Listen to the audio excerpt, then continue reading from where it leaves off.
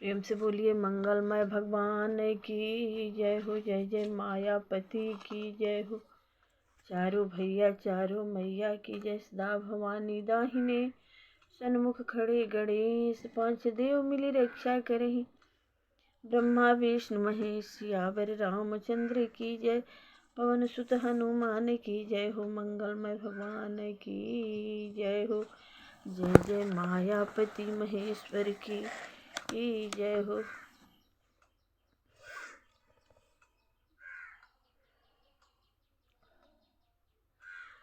आश्रम सागर शांत रस पूरन पावन पाथो। सेन मनहु करुणा सरित लिए जाहि रघुनाथ। सियावर रामचंद्र की जय हो। श्री राम जी का आश्रम शांत स्वरूपी पवित्र जल से परिपूर्ण समुद्र है। जनक जी की सेना समाज मानो करुणा की नदी है, जिसे श्री रघुनाथ जी उस आश्रम रूपी शांत रस के समुद्र में मिलाने के लिए जा रहे हैं। पूर्ति ज्ञान विराग करारे, बचन शोक मिलत नद नारे। सोच सास समीर तरंगा, धीरज तट तबरु बर कर भंगा। यह करुणा की नदी इतनी बढ़ी हुई है कि ज्ञान वैराग्य रूपी किनारों की डुबाती जाती है। शोक भरे वचन नद और नाले हैं जो इस नदी में मिलते हैं, और सोच की लंबी सांस से आहे ही वायु के झकोरों से उठने वाली तरंगे हैं जो धैर्य रूपी किनारे के उत्तम वृक्षों को तोड़ रही है। विषम विषाद तुरावती धारा, भय भ्रम भंवरा वार्त अपारा। केवट बुध विद्या बड़ी नावा, सकहि न खेई एक नहीं आवा।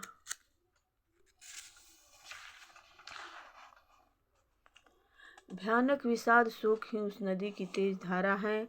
भय और भ्रम मोह ही उसके असंख्य भंवर और चक्र है। विद्वान मलाह हैं, विद्या ही बड़ी नाव है, परंतु वे उसे खे नहीं सकते हैं।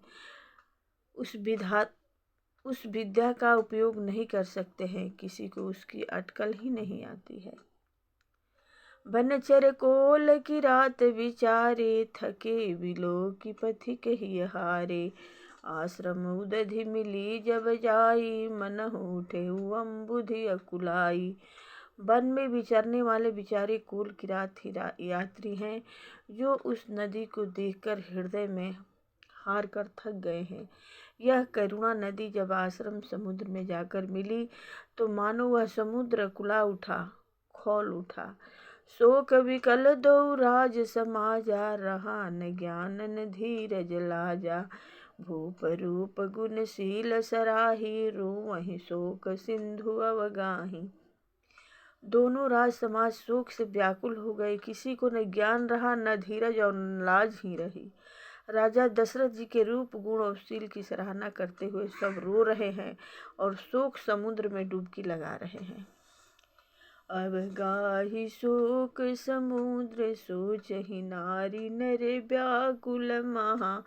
दई दोष सकल सरोस, बोलहि बाम विधि किन्हो कहाँ।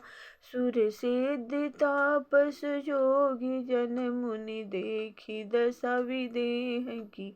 तुलसी न समर्थ को, जो तरी सके सरित स्नेह की। शोक समुद्र में डुबकी लगाते हुए सभी स्त्री पुरुष महान व्याकुल होकर सोच चिंता कर रहे हैं। वे सब विधाता को दोष देते हुए क्रोध युक्त होकर कह रहे हैं कि प्रतिकूल विधाता ने यह क्या किया। तुलसीदास जी कहते हैं कि देवता सिद्ध तपस्वी जोगी और मुनि गणों में कोई भी समर्थ नहीं है जो उस समय विदेह जनक राज की दशा देखकर प्रेम की नदी को पार कर सके, प्रेम में मग्न हुए बिना रह सके। कि ये अमित उपदेश, जहाँ तहाँ लोगन मुनि बरन है। धीरज धरिय नरेश, कहु वशिष्ठ विदेह सना। जहाँ तहाँ श्रेष्ठ मुनियों ने लोगों को अपरिमित उपदेश दिए और वशिष्ठ जी ने विदेह जनक जी से कहा, हे राजन, आप धैर्य धारण कीजिए। जासु ज्ञान रवि भव निसिनासा, वचन किरण मुनि कमल विकासा। तेहि की मोह ममता नियराई, यह सिय राम स्नेह बढ़ाई। जिन राजा जनक का ज्ञान रूपी सूर्य भव आवागमन रूपी रात्रि का नाश कर देता है, और जिनकी वचन रूपी किरणें मुनि रूपी कमल को खिला देती हैं, आनंदित कर देती हैं, क्या मोह और ममता उनके निकट भी आ सकते हैं। यह तो श्री सीताराम जी के प्रेम की महिमा है। अस्थि राजा जनक की यह दशा श्री सीताराम जी के अलौकिक प्रेम के कारण हुई, लौकिक मोह ममता के कारण नहीं। जो लौकिक मोह ममता को पार कर चुके हैं, उन पर भी श्री सीताराम जी का प्रेम अपना प्रभाव दिखाए बिना नहीं रहता। विषयी साधक सिद्धि सयाने, त्रिविध जीव जग वेद बखाने। राम स्नेह सरस मनस जासु, साधु सभा बड़ आदर तासु। विषयी साधक और ज्ञानवान सिद्ध पुरुष, जगत में ये 3 प्रकार के जीव वेदों ने बताए हैं। इन तीनों में जिसका चित्त श्री राम जी के स्नेह से सरस सराबोर रहता है, साधुओं की सभा में उसकी बड़ा आदर होता है।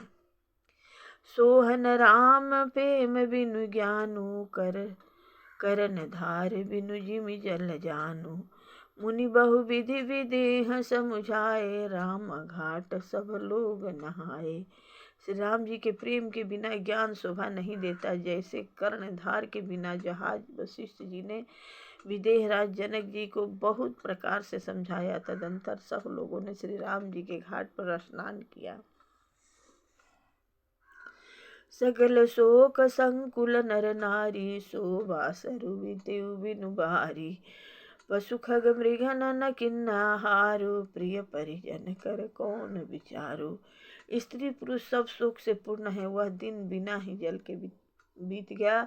भोजन की बात तो दूर रही, किसी ने जल तक नहीं पिया। पशु पक्षी और हिरणों तक ने कुछ आहार नहीं किया। तब प्रियजनों एवं कुटुंबियों का तो विचार ही क्या किया। दो समाज निमिराज रघुराज, नहाने प्रात बैठे सब बट बिटपत राम। मन मलिन कृष घात, सियावर रामचंद्र की जय हो। निमिराज जनक जी और रघुराज रामचंद्र जी तथा दोनों ओर के समाज ने दूसरे दिन सवेरे स्नान किया और सब बड़ के वृक्ष के नीचे जा बैठे। सबके मन उदास और शरीर दुबले हैं। जे महिषुर दशरथ पुरवासी, जे मिथिलापति नगर निवासी। हंस भंस गुरु जनक पुरोधा, जिन्ह जगमगु परमारथ शोधा।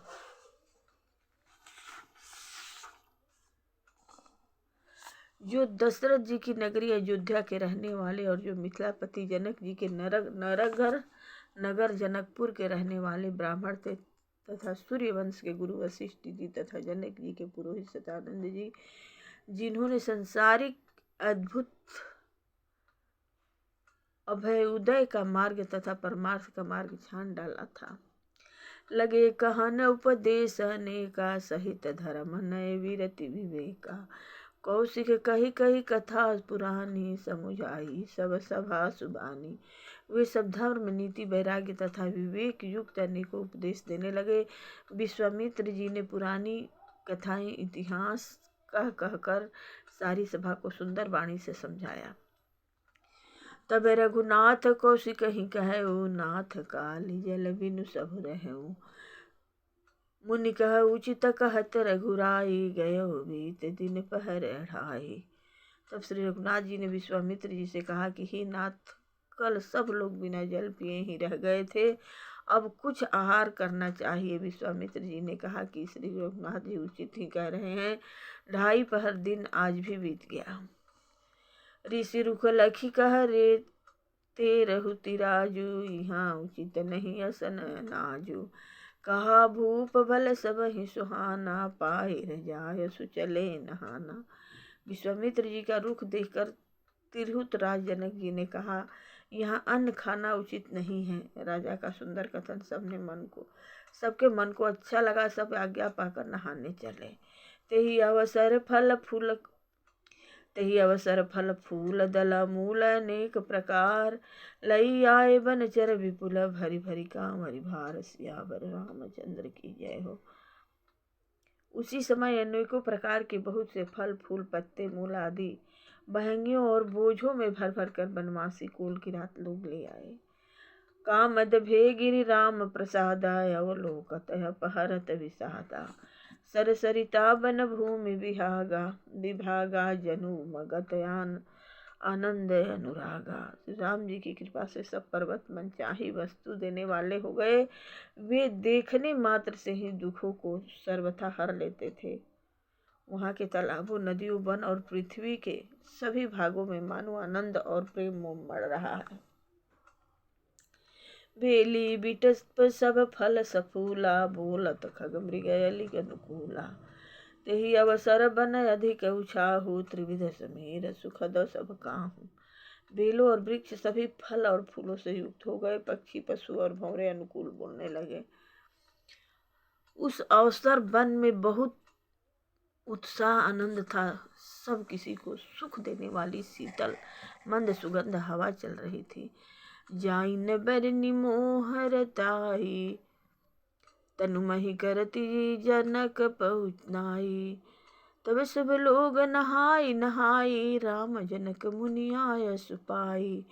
देखी देखी तरुबर अनुरागे, जहाँ तहाँ पुरजन उतरन लागे। दल फल मूल कंद विधि नाना, पावन सुंदर सुधा समाना। कवि की मनोहरता वर्णन नहीं की जा सकती। मानो पृथ्वी जनक जी की पहुनाई कर रही हैं। तब जनकपुरवासी सब लोग नहा नहा कर श्री राम जी की, जनक जी की और मुनि की आज्ञा पाकर सुंदर वृक्षों को देख देख कर प्रेम में भर कर जहाँ तहाँ उनके उतरने लगे। पवित्र, सुंदर और अमृत के समान स्वादिष्ट अनेकों प्रकार के पत्ते, फल फूल और कंद।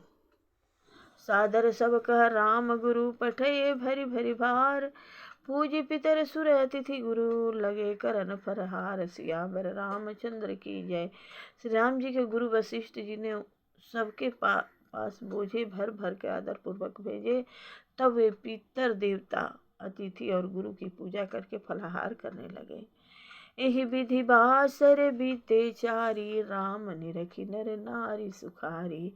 दुह समाज ऐसी रुचि मन माही, बिनु सिय राम फिरब भल नाही। इस प्रकार 4 दिन बीत गए। श्री राम जी को देखकर सभी नर नारी सुखी हैं। दोनों समाज के मन में ऐसी इच्छा है कि श्री सीता राम जी के बिना लौटना अच्छा नहीं है। सीता राम संग बनवासु, कोटि अमरपुर सरिस सुपासु। परिहरि लखन राम भय देहि, यही घर भाव बाम विधि तेहि। श्री सीताराम जी के साथ वन में रहना करोड़ों देवलोकों के निवास के समान सुखदायक है। श्री लक्ष्मण जी, श्री राम जी और श्री जानकी जी को छोड़कर जिसको घर अच्छा लगे, विधाता उसके विपरीत है। दाहिनी दई अब होई सब सबहि, राम समीप बसिय बन तबहि। मंदाकिनी मंजन तिहु काला, राम दरस मुद मंगल माला। जब देव सबके अनुकूल हो तभी श्री राम जी के पास वन में निवास हो सकता है। मंदाकिनी जी का तीनों समय स्नान और आनंद तथा मंगलों की माला समूह रूप श्री राम का दर्शन। अटनु राम गिरि बन तापस थल, असनु अमिया समकंद मूल फल। सुख समेत संबत दुई साता, फल सम होहि न जनि अहि जाता।